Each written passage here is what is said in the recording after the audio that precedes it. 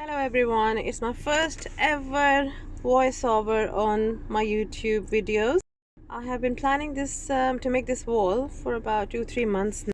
I really wanted to make a white and pink theme wall, and the scale that I wanted, I couldn't find anything on YouTube.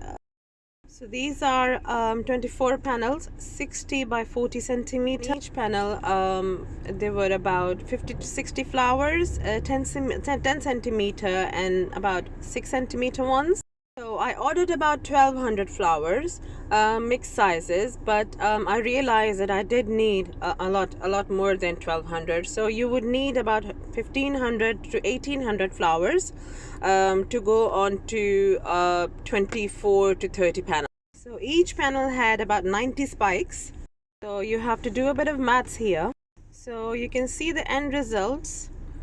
I can still see some patches, but I need to fill them in